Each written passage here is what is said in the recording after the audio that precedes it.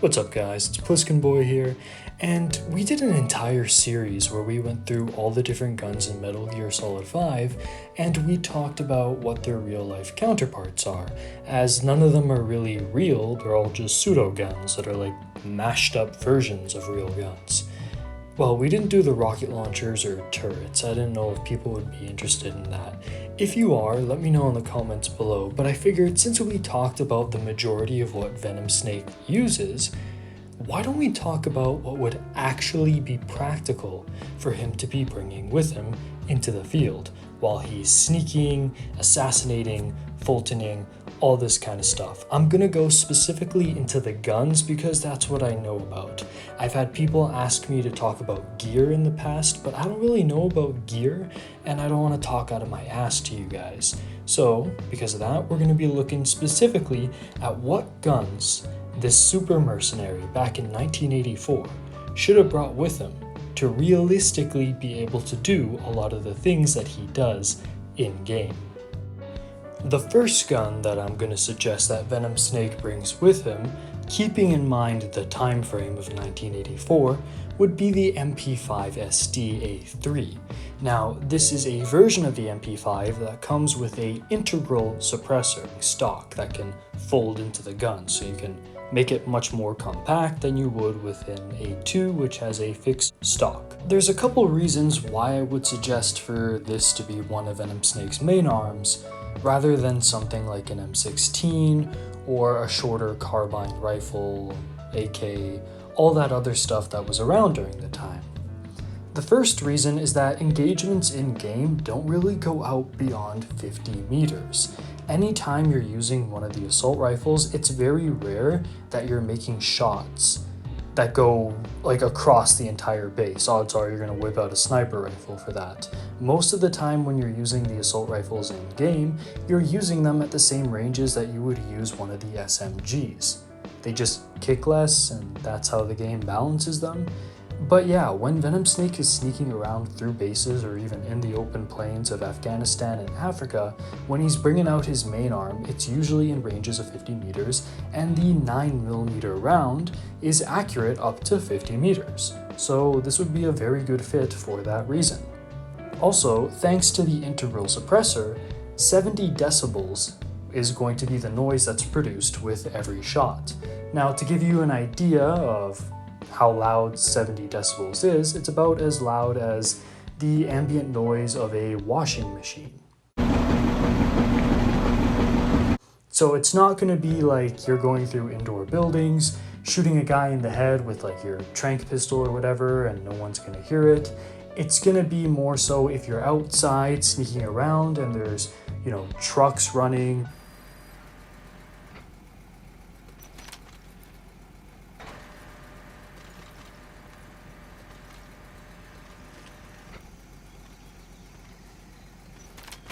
power generators, thunder in Africa, or other enemies shooting, you'll be able to actually pop shots off without the enemy figuring out where you are, or if you're lucky enough and if there's enough ambient noise over 70 decibels, they might not even hear you take the shot. So this is actually a viable stealth weapon, if you're aware of your environment. Body armor wasn't really that prevalent in the 1980s, so 9mm would still be a viable round in a, what we now see today as a modern SBR package. You see, the reason why we've swapped away from SMGs and more so to PDWs or short-barreled rifles is because people are wearing more body armor, so you need actual rifle cartridges to actually penetrate through that. But in the 80s, this wasn't really common, and if it was around, it was pretty shit. So I don't think you'd have to worry about that when engaging with the Soviets in Afghanistan. Maybe you'd have to deal with that with some of the higher end mercenary groups in Africa, but in general, the 9mm round should do the job. On that note, some of you might suggest that, hey, Pliskin, SBRs were still kind of a thing back then.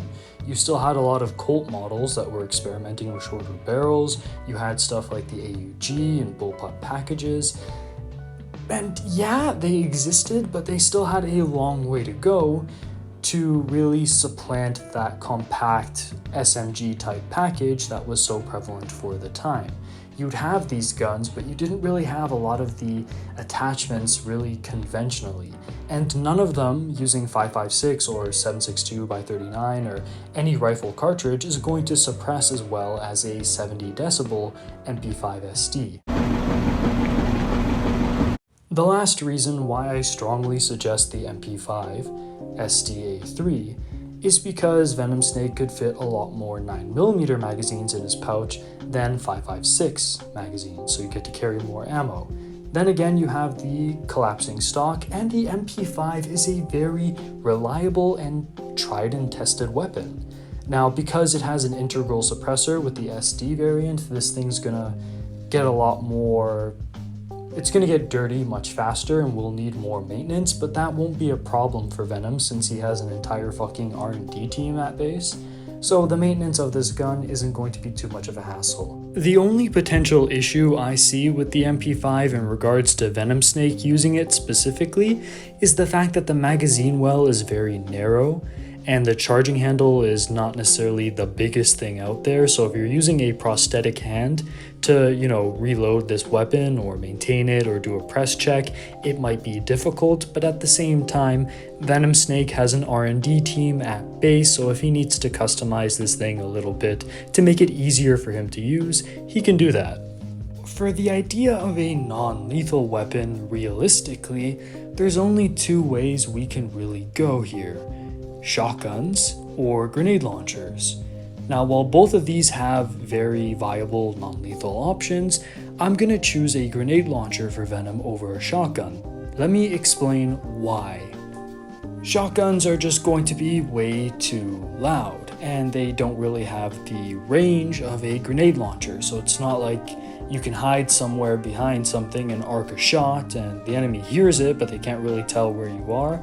With a shotgun, you need to be extremely close, and when you combine that with the fact that it's loud, it's not really sustainable for going up against multiple armed opponents. The beanbags that a shotgun would fire, like a beanbag slug, is very useful for incapacitating an enemy in 1, 2, or a few shots. The thing is, it only works for one enemy at a time. So while you're beanbagging one Soviet, 3 more might be around the corner coming at you, and you're just gonna have to go through way too much ammo if you want to go through them, and shotguns don't really hold that much ammunition. While a beanbag pump-action Mossberg might work, realistically to incapacitate enemies, it's not going to be the most practical thing for keeping you out of harm's way. With that in mind, I think that Venom Snake should carry an M79 with a sawed-down barrel and a removed stock in a pistol configuration as his non-lethal weapon. And here are the reasons why. The M203 pistol is a much lighter, better package in regards to just carrying that around with you, but it wasn't really a thing yet. Like, the M203 existed, but its pistol configuration still hadn't come there. And while we could say, oh yeah, but the R&D team, I might use that as a, get out of jail free card for some ergonomic issues on the MP5, but I'm not going to use the R&D team to invent modern technology in the 80s. I'm still kind of keeping that as a rule. So because of that, I'm going to use a grenade launcher that's more so around and prevalent and actually being used this way, so that's why we're going with the M79.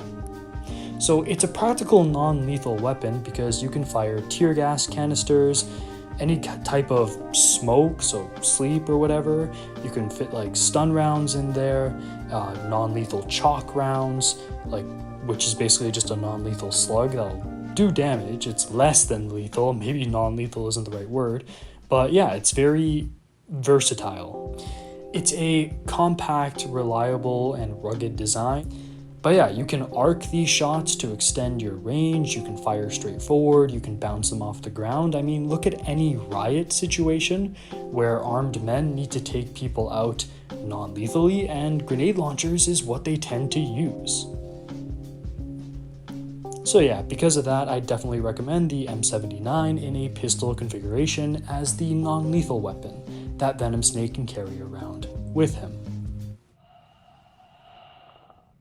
Now, there's no question that a solo operative or a small team operating in a large environment against a larger force needs some kind of long-range weapon. So we're definitely going to add a sniper rifle to this roster. Whether or not you want Venom to carry it or give it over to Quiet, I'll leave up to you.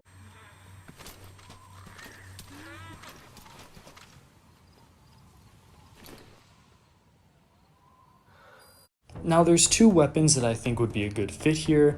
I'm thinking either a PSG-1 or a Remington 700. Both are rugged, reliable, very accurate designs. I'm just putting two options here because some people prefer bolt action, some people prefer semi-automatic. Maybe Venom or Quiet prefers a certain weapon. I'm just putting them both here to show that there's not like a one gun that comes to mind that's the perfect gun for this role. It could be either one of these, so keep that in mind moving forward. So a sniper rifle is good because you kind of get realistic stealth. You know, realistic stealth requires distance. You're not going to be sneaking around the base with your MP5, going indoors, shooting a guy in the back of the head, and the guy 2 feet in front of him isn't going to hear anything. It just doesn't work that way.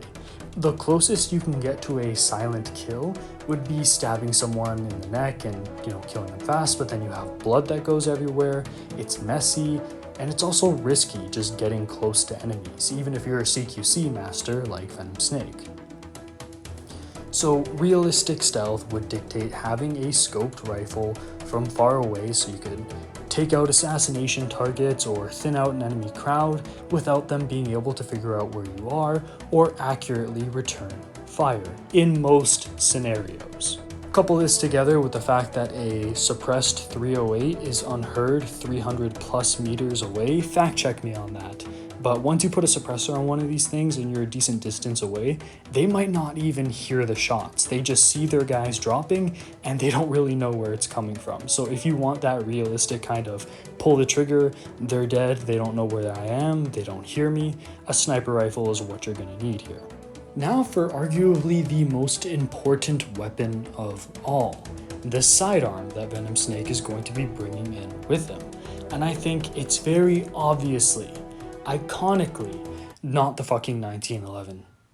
Now I know video games and movies have the biggest boner for this gun, as do a lot of people in the gun world for some reason, but let me explain to you why I would not recommend anybody use the 1911 in a situation where they're going to be alone in a harsh environment and have their life on the line with a good conscience. If you're carrying around that good old Colt 45, you're only going to be carrying 7 rounds plus 1 in the chamber. Now, when you whip out your sidearm, it's mostly going to be for those close quarter, high tense situations where you don't really have the time to aim, so you're gonna mag dump. 7 rounds is not a good amount if you're mag dumping against an enemy using an assault rifle. The 1911 is way too freaking heavy. Again, you're going to be carrying a MP5, a grenade launcher, and potentially a sniper rifle on you. This is not considering explosives or other equipment that Venom Snake might have on him. I mean, just imagine how heavy a fucking Fulton device is. We don't want to add any weight that we're not really going to need. The 1911 is just too complicated of a gun. Like, you have a grip safety on it, so if you're not squeezing the gun tight enough, you can't shoot, which if you're injured and can't manage to squeeze the gun tight because you injured your hand, I guess get fucked. It has a manual safety you need to be concerned about, so if you're carrying it with the safety on and then you whip it out, you have to take that off before you can shoot. The enemy's probably already shot you by that point. And then if the hammer isn't in the right position, you're not going to be able to shoot. So there's too many things getting in the way of you drawing this pistol and shooting. And again, your sidearm is something you're going to draw out in those situations where your back is up against the wall and you need a way out. And in those situations, speed is everything. It's definitely not as reliable as the gun I'm actually thinking of giving to Venom. You put a 1911 underwater, you take it out, and it's probably going to jam up. If you hit it too hard against the dust, the dirt, you break something. It's just not something I would trust my life to. Also, this is more of a personal thing, but the magazine release is in a bit of an awkward position for me, so reloads are a bit slower in comparison to what I'm comfortable with. Who knows, Venom is probably comfortable with the ergonomics of a 1911, so that might not be an issue for him. But metal cutting skin. Like when you're locking this thing back for maintenance or doing a press check or whatever, the little metal serrations and the slide stop, the hammer, there's a lot of shit there that can just cut up your hand, and the last thing you want when you're out in the field is some kind of infection to contend with. 45, huh? Disgusting. So yeah, the 1911 sucks. So let's talk about a gun that I would actually recommend Venom take with him. So at this point here, I'm probably going to recommend the SIG P226.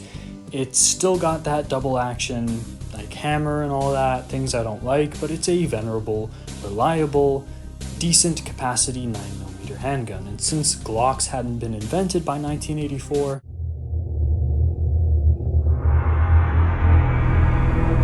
wait a fucking minute.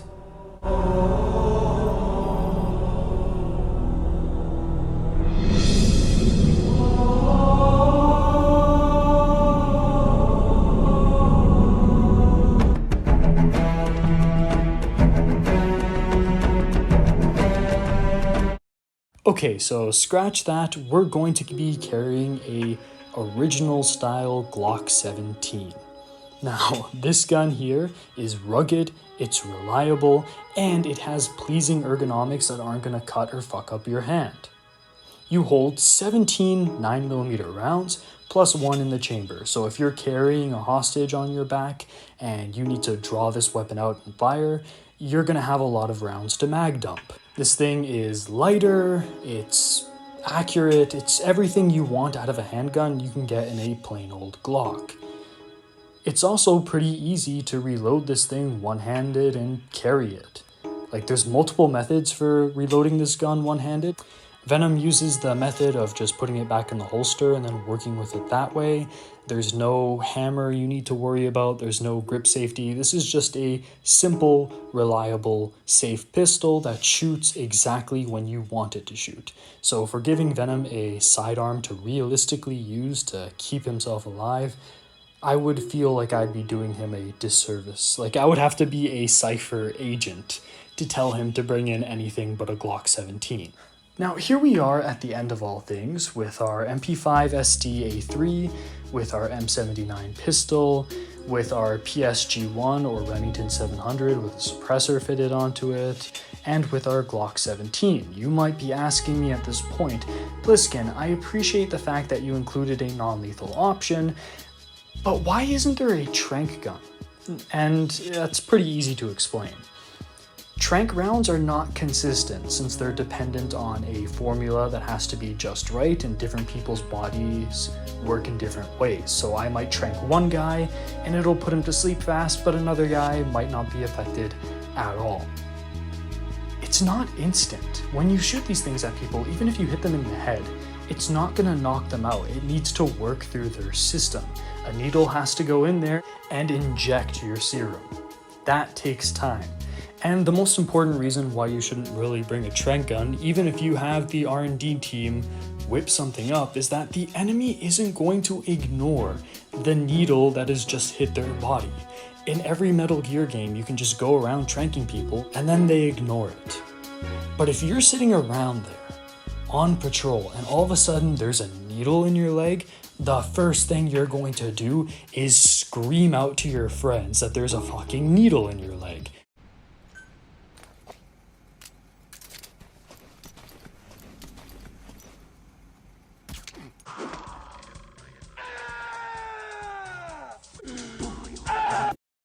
So yeah, trank guns, even if you can find a way to put something together that kind of works, it's not going to be how it is in the Metal Gear games.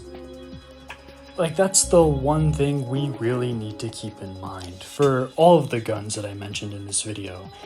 It's not going to be how it is in the game. The Metal Gear games have always been very arcadey with its enemies, but actually sneaking around in these situations, even with the fantastical nanomachines and all of this crazy stuff, the stealth is going to be more like the hospital sequence at the start of Metal Gear Solid 5, where you're hurt, you're alone, you're scared, and if you get seen, you're probably going to get shot and die. In regards to what Venom Snake should take with him, if I was the guy advising him, back in the 80s, if he was a real dude doing these crazy things, that's what I would give him if I wanted him to have the best chances of accomplishing his mission and coming home alive. If you guys found this interesting, let me know down below. I might do this with other snakes in different scenarios, but yeah, it depends on you guys. Let me know your feedback. If you enjoyed this, leave a like, and if you want more Metal Gear content or just start in the mood for hearing me ramble about whatever I'm into that day, go ahead and subscribe. Anyways, this has been Pliskin, over and out. This is Solid Snake. Hey, subscribe to Pliskin Boy. God damn it. You heard him.